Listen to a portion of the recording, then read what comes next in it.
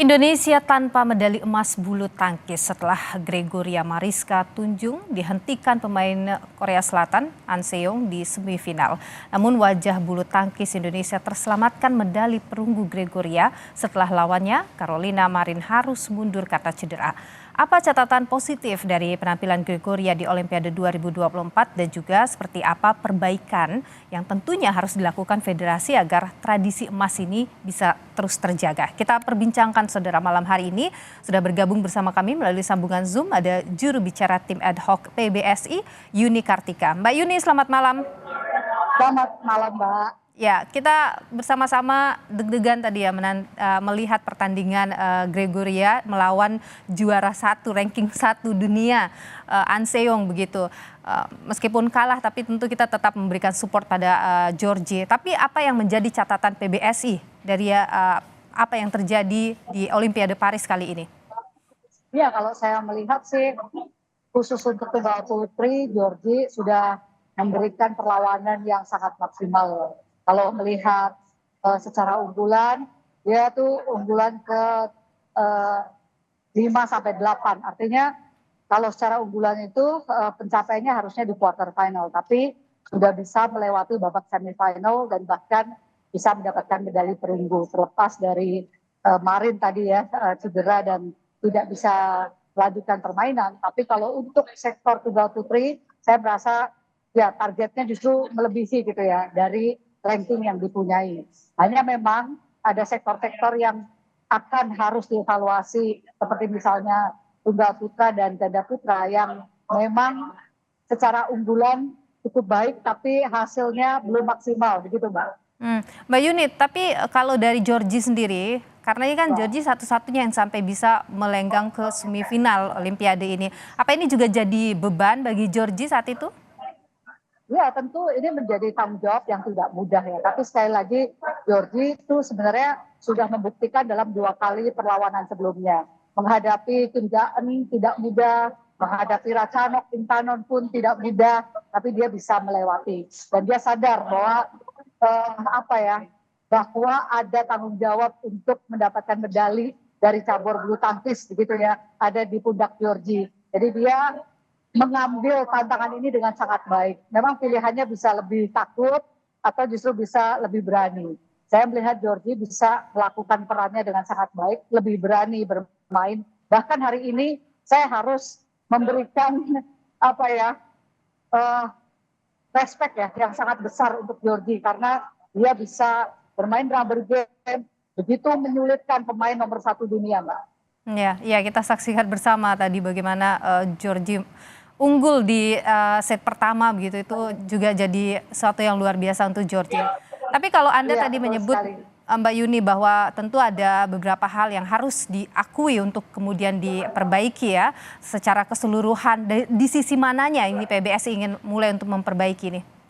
Ya, saya rasa kalau di sektor ganda putra atau tunggal putra memang ini harus ada evaluasi ya karena kita melihat secara ranking juga cukup baik dan mereka sudah berhasil menjuarai beberapa kejuaraan penting tapi tidak maksimal hasilnya di sini. Nanti pasti secara evaluasi akan datang dari tim ad hoc, Mbak, yang punya sporting team yang terdiri dari pelatih fisik, psikolog, kemudian juga beberapa tim support lainnya. Di samping juga tentunya dari mentor ya, mentor-mentor yang juga ikut dalam Olimpiade kali ini. Tentu mereka punya view untuk bisa memberikan masukan juga terhadap sektor-sektor yang seharusnya bisa melaju lebih jauh gitu, Mbak. Iya, Mbak Yuni, tapi kalau tadi Anda sebut soal ada sektor-sektor yang harus diperbaiki itu, saya ingin dapat spesifiknya apa sih Mbak Yuni?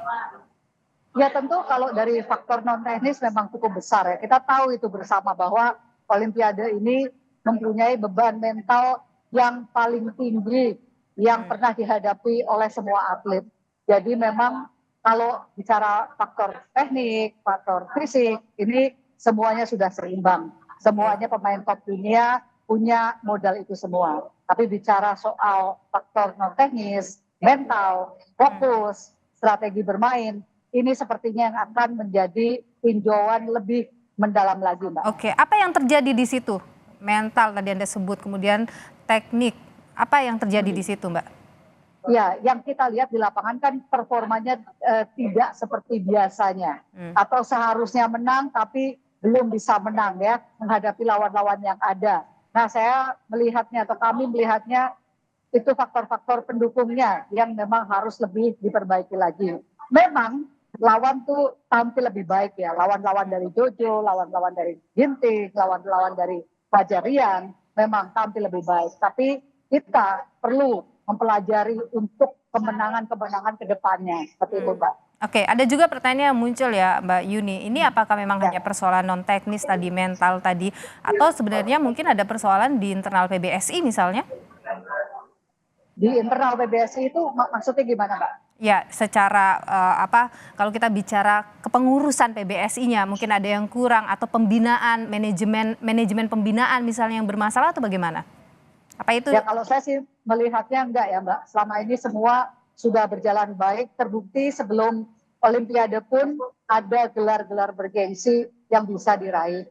Misalnya juara All England ya, Jojo dan Ginting bahkan bertemu di final di Super 1000. Tapi memang naik turun pemain ini itu memang tidak mudah untuk diprediksi, tidak mudah juga untuk ditetapkan begitu ya. Dan pertemuan di dalam lapangan Olimpiade ini semua kemungkinan kembali Mbak bisa terjadi. Georgie yang non unggulan bisa merebut medali perunggu. Sebaliknya, Jojo yang unggulan ketiga belum berhasil mendapatkan medali. Ya kira-kira seperti itu sih Mbak. Pasti lika-liku perjalanan Olimpiade. Oke, dari mantan atlet juga menyoroti ya soal perhitungan jumlah turnamen. Ini juga disoroti, ini yang kemudian dianggap bahwa atletnya jadi tidak mencapai performa puncak saat Olimpiade. Bagaimana PBSI melihat itu? Iya, ini memang suatu hal yang cukup tricky. Karena gini Mbak, kalau kita tidak mengikuti turnamen tersebut, itu nanti akan kehilangan angka. Juga dalam perhitungan unggulan. Karena menjadi penting kita punya unggulan di Olimpiade daripada tidak menjadi unggulan. Jadi itu yang harus memang dikejar menjelang race to Olympic. Jadi mau tidak mau, memang itu pertandingan yang kita hitung itu memang perlu atau patut diikuti oleh pemain-pemain yang bersangkutan, Mbak.